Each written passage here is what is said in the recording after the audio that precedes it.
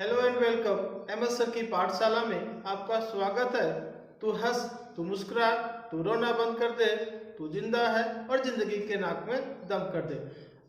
आज मैं नए सीरीज के साथ आपके पास उपस्थित हुआ हूँ। यह सीरीज क्लास 8 के लिए है। क्लास 8 विज्ञान की चैप्टर 1 से लिया गया है, कोशिका चैप्टर से लिया गया है। एमसीक्यू क्वेश्चंस है, कुछ सीरीज में चलेगा। चैप्टर 1 के एमसीक्यू क्वेश्चंस, कुछ प्रश्न है, लेकिन उस प्रश्न में बहुत सारे प्रश्न आपको दिखेंगे।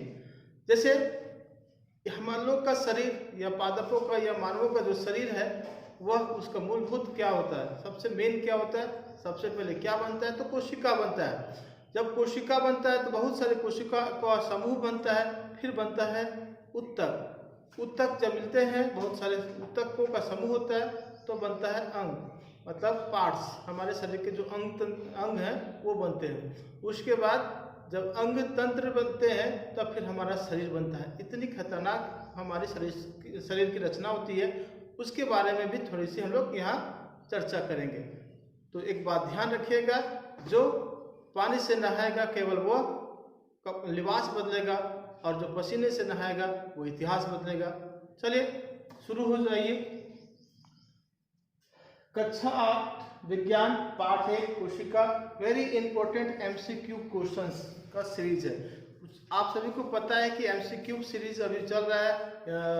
एग्जाम में भी एमसीक्यू ही आते हैं, चाहे कोई भी स्टेट बोर्ड हो चाहे सेंट्रल बोर्ड का हो, सब में एमसीक्यू क्वेश्चंस आते हैं। तो कुछ हिंदी में यहाँ प्रश्न बनाया गया है। जैसे पहला क्वेश्चन है, कोशिका की खोज किसने की?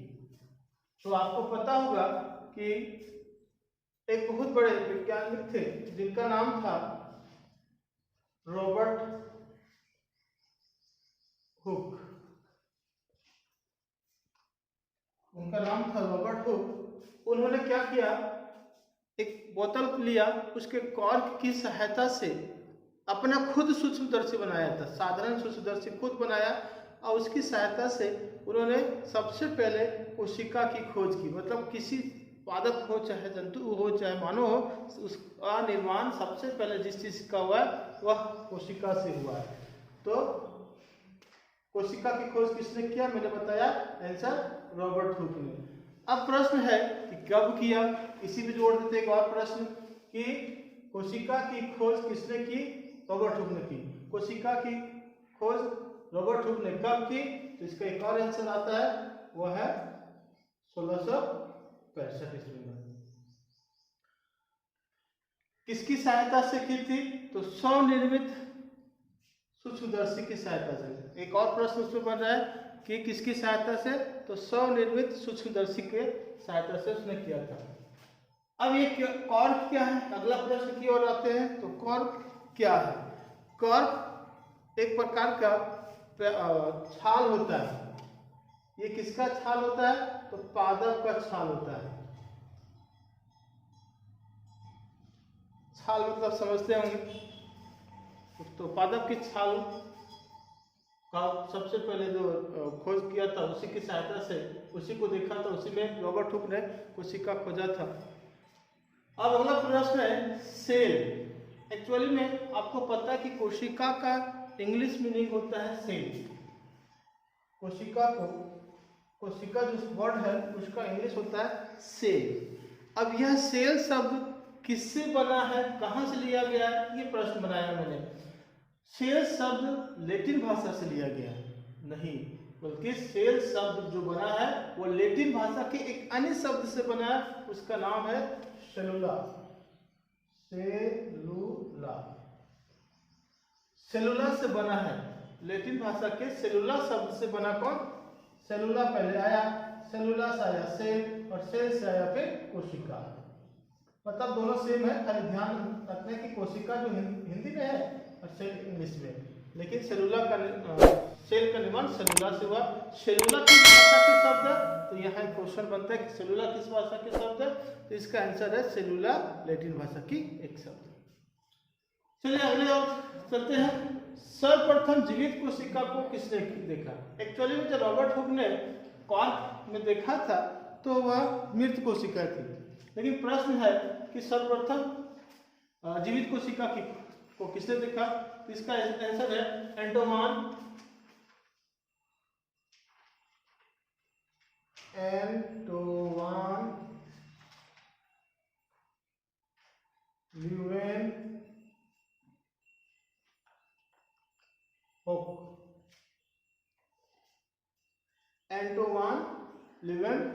ल्यूवेनहॉक इसने क्या किया था? सर्वप्रथम जीवित कोशिका को खोजा था। लेकिन अब प्रश्न बनता है कि सर्वप्रथम जीवित कोशिका को किसने कब खोजा? तो एंटोमान ल्यूवेनहॉक ने खोजा था। कब खोजा था? एक और प्रश्न आ गया 1674 में। सर्वप्रथम जीवित कोशिका को किसने खोजा? एंटोमान ल्यूवेनहॉक ने खोजा। कब खोजा? 1674।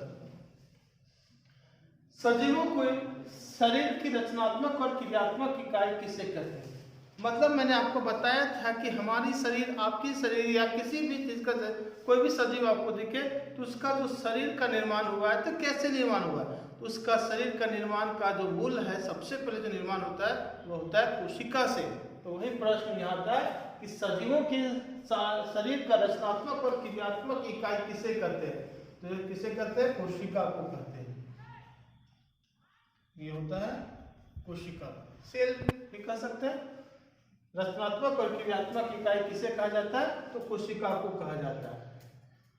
अब प्रश्न आता है कि सबसे छोटी और सबसे बड़ी कोशिका, उससे पहले जानते हैं कि कोशिका कितनी प्रकार की होती है या किस किस आकृति की होती है कोशिका। तो कोशिका अलग अलग आकृति की होती है, बेलनाकार होती है, गोलाकार होती है, कई प्रकार की आकृति की होती है, ये ध्यान रखिएगा।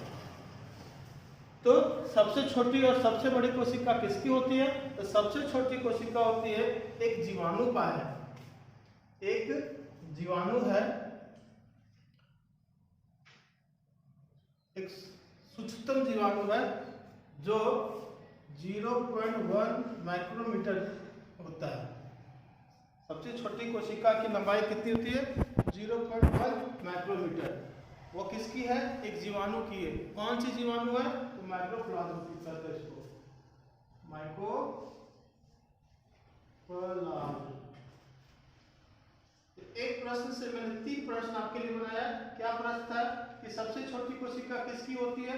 एक सूक्ष्मतम जीवाणु की होती है। सबसे छोटी कोशिका की लंबाई कितनी होती है?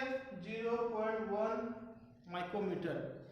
और उसके बाद उस सबसे छोटी कोशिका किस जीवाणु की होती है? तो माइक्रोप्लाज्म की होती है। ये 3 प्रश्न बनाए से।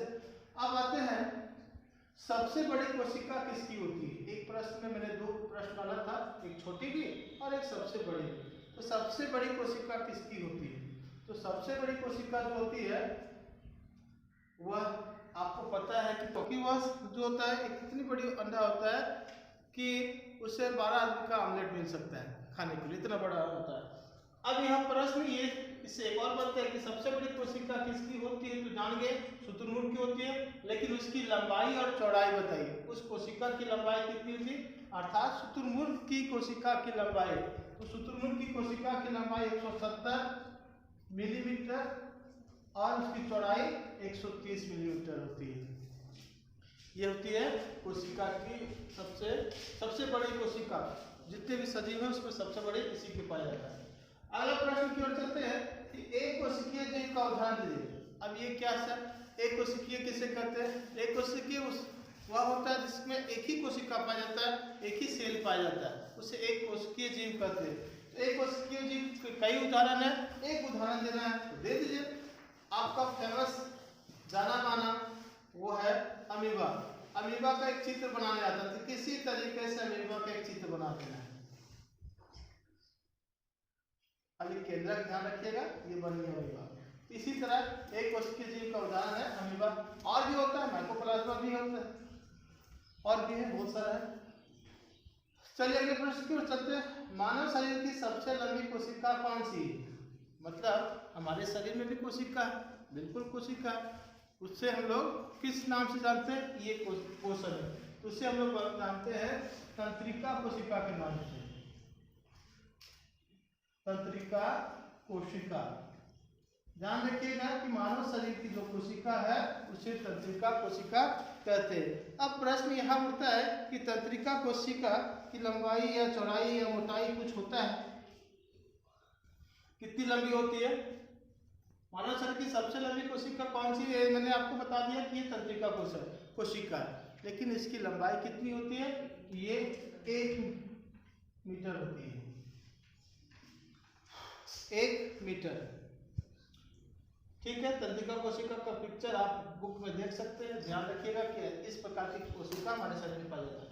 अगला है कोशिका का आंतरिक संरचना का व्यापक अध्ययन कब हो पाए।